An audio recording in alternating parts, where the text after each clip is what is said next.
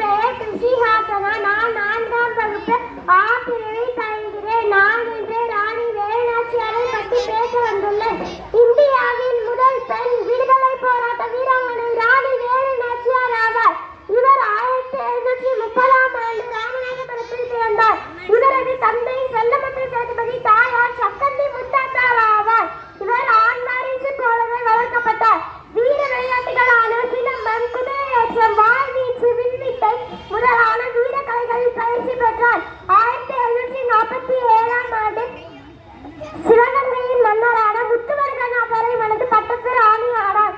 காளையார் கோவிலில் நடந்த போரில் முத்துவர்கநாதரை கண்டனர் வெள்ளையர்கள். கொதித்து எழுந்த வேலுநாச்சியார் ஆங்கிலேயரை வென்று சிவகங்கையை மீட்க உறுதி பூண்டார்.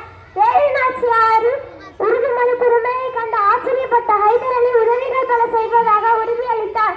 சுல்தான் ஹைதர் அலியின் உதவியுடன் தளபதிகள் ஆகிய மருது சகோதரர்கள் மற்றும் குயிலி ஆகியோரை கொண்டு ஆங்கிலேய படையை வீழ்த்தி சிவகங்கையை மீட்டு வெற்றி கொடி நாட்டினார். சரித்திர புகழ் வாய்ந்த இந்த வெற்றி கிடைத்த போது இந்த வீரமங்கைக்கு 50 வயதுதான்.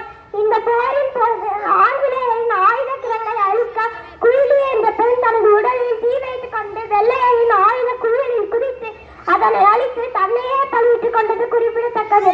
வீர பெண்மணி வேலுநாச்சியாரின் உடல் நலக்குறைவால் தனது